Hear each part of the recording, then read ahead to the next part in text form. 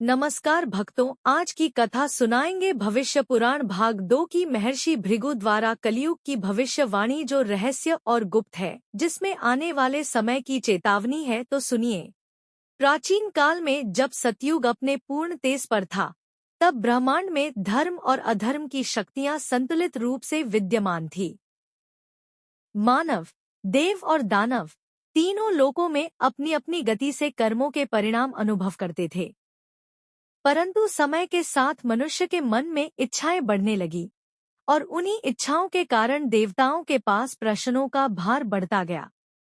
देवता भी यह देखते थे कि आने वाले काल में मनुष्य सत्य से दूर होकर तमोगुण की ओर आकर्षित होगा।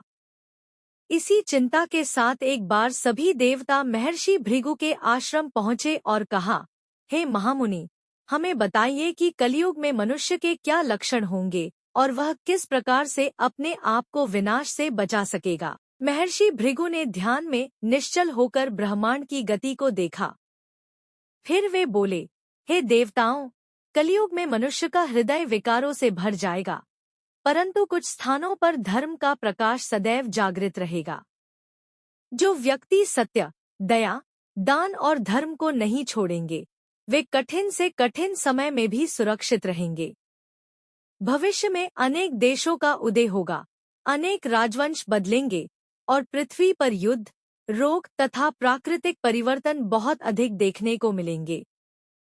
परंतु मनुष्य यदि अपने भीतर स्थित आत्मा के प्रकाश को पहचानेगा, तो वह सबसे बड़े संकट से भी मुक्त हो जाएगा। उन्होंने आगे कहा, कलयुग में लोग धर्म ग्रंथों को संदेह की दृष्टि से देखेंगे, परंतु जब पीड़ा अपने चरम पर पहुंच जाएगी तब वही लोग उन ग्रंथों की ओर लौटेंगे। इस युग में जल, वायु, पृथ्वी और अग्नि सभी तत्वों का संतुलन बिगड़ने लगेगा। इसी कारण देशों में अकाल, अनावृष्टि और अतिवृष्टि जैसे दुष्परिणाम दिखाई देंगे। परंतु जब जब कोई महान आत्मा अवतरित होगी, तब तब वह अपनी तपस्या और तेज से संसार को धर्ममार्ग की ओर ले जाएगी। इसी प्रसंग में महर्षि भृगु ने एक अत्यंत गूढ़ रहस्य भी बताया। सृष्टि के प्रत्येक युग परिवर्तन के साथ मनुष्यों में मानसिक और शारीरिक बदलाव आते हैं। कलयुग में समय की गति तीव्र होगी, मनुष्य की आयु घटेगी, परंतु उसके ज्ञान के साधन अत्यंत तीव्र और व्यापक बनेंगे। वह आकाश मार्ग में भी संचार कर सकेगा और पृथ्वी के भीतर छिपे अनेक रहस्यों को प्रकट करेगा। परंतु यही ज्ञान यदि अहंकार बन जाए, तो वह मनुष्य को विनाश की ओर ले जाएगा। देवताओं ने यह सुनकर पूछा, हे ऋषिवर, क्या कलयुग में भी मनुष्य दिव्यता को प्राप्त कर सकता है? महर्षि भृगु बोले, निश्चय ही। जब मनुष्य निष्काम कर्म करेगा, जब वह किसी भी जीव को कष्ट नहीं देगा, जब वह सत्य का पालन करेगा, तब उसे ईश्वर की कृपा अवश्य प्राप्त होगी। कलयुग में छोटा सा पुण्य भी अतुलनीय फल देगा, क्योंकि यह काल धर्म के क्षीण होने का काल है। महर्षि ने आगे कहा, भविष्य में अनेक देशों की सत्ता बदलेगी, राजाओं से सत्ता प्रजा के हाथ में जाएगी और प्रजा ही शासन तय करेगी। परंतु जहां जहां दुराचार, भ्रष्टाचार और अत्याचार बढ़ेगा, वहां प्रकृति अपने स्वरूप से दंड देगी। समुद्र उग्र होंगे, पर्वत कांपेंगे और अग्नि अपने प्रचंड रूप में प्रकट होगी। परंतु जो मनुष्य सदाचारी होगा, उसके ऊपर प्रकृति का क्रोध प्रभाव नहीं डालेगा। भृगु ऋषि द्वारा कही गई इन बातों से देवगण चिंतित तो हुए, परंतु यह भी समझ गए कि सृष्टि का नियम परिवर्तन है और परिवर्तन ही संसार को आगे बढ़ाता है। इसके बाद देवता प्रणाम कर अपने अपने लोकों को लौट गए और यह ज्ञान आने वाले युगों के लिए सुरक्षित कर दिया गया। कलयुग के लक्षणों का विस्तृत वर्णन सुनाने के बाद महर्षि भृगु कुछ क्षणों के लिए मौन हो गए। उनका मौन एक साधारण विराम नहीं था, बल्कि ऐसा प्रतीत हो रहा था मानो वे समय के भविष्य पट पर लिखी घटनाओं को सूक्ष्म दृष्टि से देख रहे हों। आश्रम की वायु स्थिर हो गई, अग्निकुंड की लौ भी हल्की होकर जैसे ध्यानस्थ हो गई। तभी देवताओं में से इंद्र आगे बढ़कर बोले, हे महामुनि, यदि भविष्य में ऐसे विकार उत्पन्न होंगे, तो क्या मनुष्य अपने धर्म से भटककर पूर्णतः अराजकता में नहीं जाएगा?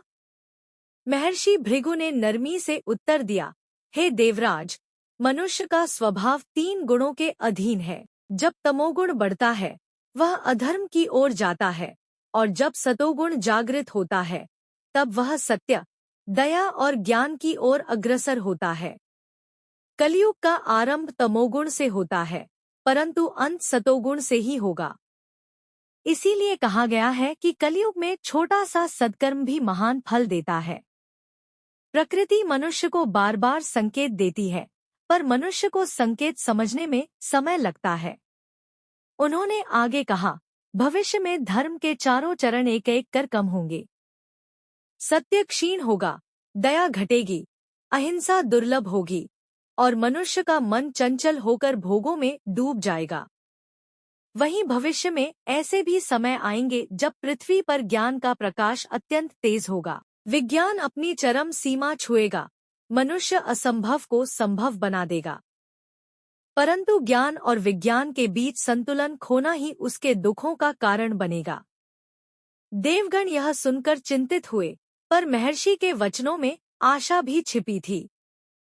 वे आगे बोले, कलयुग के मध्य में एक समय ऐसा आएगा जब मनुष्य अपनी भूलों से सीखकर सत्य की ओर लौटेगा। तब नई सभ्यताएं विकसित होंगी, नए विचार जन्म लेंगे, और मनुष्य धर्म के सार को समझना प्रारंभ करेगा। वही युग कलयुग की दिशा को पलटने वाला होगा। देवताओं ने प्रणाम किया और महर्षि भृगु की यह वाणी आकाश में गूंजती हुई भविष्य में प्रवेश कर गई। दूसरे अध्याय के पश्चात महर्षि भृगु ने देवताओं को एक और रहस्य प्रकट किया, भविष्य में होने वाली भूपरिवर्तन घटनाओं का। उन्होंने कहा, हे देवगण, जिस पृथ्वी पर आज तुम सौम्यता देख रहे हो, वही पृथ्वी आने वाले समय में अपने स्वरूप को कई बार बदलेगी। पर्वत स्थान बदलेंगे, नदियां नई दिशा में बहेंगी, समुद्र अपने सीमांतों को लांघकर नगरों को निगलेंगे, और कुछ नए द्वीप जन्म लेंगे। यह सब मनुष्य के कर्मों के अनुसार होगा। उन्होंने आगे कहा, जब मनुष्य प्रकृति का अति दोहन करेगा, तब प्रकृति प्रतिशोध नहीं लेगी, बल्कि अपने नियमों के अनुसार संतुलन बनाएगी। इसमें मनुष्य को कठोर अनुभव प्राप्त होंगे। अनेक देशों में तापमान बढ़ेगा, कहीं असहनीय ठंड पड़ेगी, कहीं अग्नि का विस्तार होगा, और कहीं भूमि फटेगी। यह सब आने वाले समय के संकेत होंगे। देवताओं में वरुण ने पूछा, हे महामुनि, क्या मनुष्य इन संकेतों को समझेगा? भृगु बोले, शुरुआत में नहीं।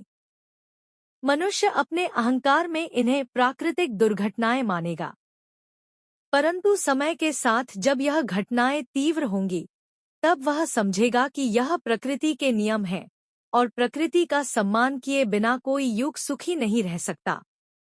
महर्षि ने कहा, भविष्य में कुछ महापुरुष जन्म लेंगे जो प्रकृति के संरक्षण का संदेश देंगे। वे मनुष्य को चेताएंगे कि पृथ्वी सिर्फ उपयोग की वस्तु नहीं है, बल्कि माता है। जो इस माता की रक्षा करेगा, वह स्वयं भी सुरक्षित रहेगा। देवताओं ने महर्षि की बातों में सत्य देखा और समझा कि पृथ्वी का भविष्य मनुष्य के हाथों में है। चौथे अध्याय में महर्षि भृगु ने युद्धों और राजनैतिक परिवर्तनों के भविष्य की चर्चा की। उन्होंने कहा, हे देवताओं, भविष्य में मनुष्य अपनी सीमाओं का विस्तार करेगा, और इसी विस्तार की इच्छा से अनेक युद्ध उत्पन्न होंगे। यह युद्ध केवल भूमि, संसाधन या सत्ता के लिए नहीं होंगे, बल्कि मानव अहंकार के कारण होंगे। राष्ट्र राष्ट्र से भिड़ेंगे, और कभी कभी एक ही देश के लोग आपस में संघर्ष करेंगे। उन्होंने आगे कहा, कलयुग के मध्य में कई शक्तिशाली राष्ट्र उभरेंगे। कुछ राष्ट्र ज्ञान के बल पर, कुछ धन के बल पर, और कुछ तकनीकी बल पर विश्व पर शासन करने का प्रयास करेंगे। परंतु जो राष्ट्र धर्म, सत्य और मानवता को छोड़ देगा, उसका पतन निश्चित होगा। देवताओं में कुबेर ने पूछा, हे मुनिवर, क्या मनुष्य इसी प्रकार युद्धों में उलझा रहेगा? भृगु बोले, युद्ध मनुष्य के इतिहास में सदैव रहे हैं, परंतु भविष्य में मनुष्य शांति का महत्व समझेगा। जब युद्धों से संसार थक जाएगा, तब एक नया विचार जन्म लेगा, एकता का। यही विचार भविष्य में मानव समाज को दिशा देगा। समय के साथ कई राष्ट्र एकजुट होकर मानवता की रक्षा का संकल्प लेंगे। महर्षि ने कहा, परंतु यह समय आने से पहले कई कठिन दौर आने वाले हैं।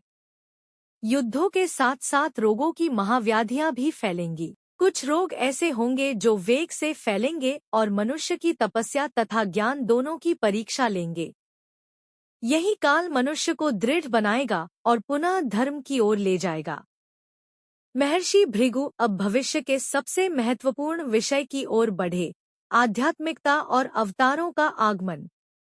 उन्होंने कहा, हे देवगण, सृष्टि को संचालित करने वाला परमात्मा जब भी देखता है कि धर्म अत्यधिक क्षीण हो गया है, तब वह नए रूप में अवतरित होता है। कलयुग में भी अनेक दिव्य आत्माएं जन्म लेंगी। कुछ ज्ञानी होंगे, कुछ योगी होंगे, कुछ सामान्य मनुष्य के रूप में जन्म लेकर असाधारण कार्य करेंगे। ये दिव्य पुरुष मनुष्य को सत्य का मार्ग दिखाएंगे। उन्होंने आगे कहा, भविष्य में ऐसे भी अवतार होंगे जो युद्ध रोकने के लिए जन्म लेंगे।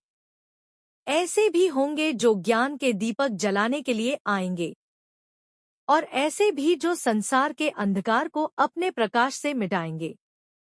परंतु उनका रूप सामान्य मनुष्य जैसा होगा, ताकि मनुष्य समझ सके कि दिव्यता दूर नहीं, उसी के भीतर है। महर्षि फिर बोले, जब कलियुग अपने अंतिम चरण में होगा, तब पृथ्वी पर ऐसा समय आएगा जब धर्म लगभग समाप्त होगा। मनुष्य स्वार्थ में डूब जाएगा।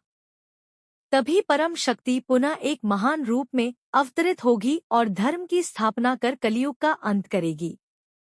यही परिवर्तन नया सत्ययुग लाएगा। देवता यह सुनकर स्तब्ध थे। भविष्य की यह लीला अत्यंत गंभीर और व्यापक थी। उन्होंने महर्षि को प्रणाम किया और कहा, हे महान ऋषि, आपका वरदान है कि हमें भविष्य का ज्ञान मिला। अब हम युगों के परिवर्तन को समझकर अपने कर्तव्य निभाएंगे। इस प्रकार मध्यम पर्व के प्रथम 5 अध्यायों का विस्तृत वर्णन पूर्ण हुआ। ऐसे कथा सुनने के लिए चैनल को सब्सक्राइब करें और बेल आइकन को क्लिक शेयर करें। धन्यवाद।